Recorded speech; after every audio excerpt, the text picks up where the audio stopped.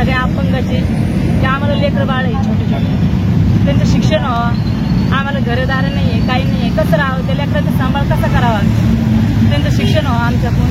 परत आम्हाला घरामध्ये हँडिकॅप असल्यामुळे कामाला कोणी घेत नाही, आम्हाला काम बी नाहीये, काही नाही. तर आमच्याकडून त्या लेकरांचं शिक्षण व्हावं, त्यांच्या लग्नाला आमच्याकडून झालं पाहिजे ते लग्न, लोक कोण नाही करून देणार त्यांचं लग्न, तर आम्हाला मदत भेटली पाहिजे सरकारकडून.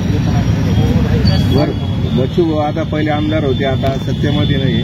तुमच्या जे प्रश्न मांडणारे बच्चू भाऊ कडून आता तुमच्या मागे ठामपणे उभे आहे कधी? हो.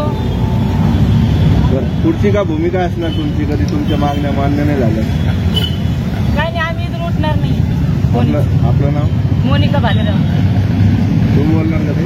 समज दुसरा दिवस काय प्रमुख मागणी आहे आपली? आमच्या मागण्या काय खिडकी आणि 6,000 वेतन करायचं, कारण की आम्हाला कमजोर काम होत नाहीये, मुलं बाळ येतं आणि हातावरच लोक आहे आणि किराण्यात राहते, स्वतःच घर पण नाही आम्हाला, आणि जो तिथं राहतोय आम्ही तिथे पण झोपडी पट्टी असते. तुम्ही स्वतः दिव्यांग आहे का? हो, दिव्यांग आहे. पायाने आहे का? बरं, तुमच्या प्रमुख मागण्या मान्य न झाल्या काय पुढचं पाऊल असणार?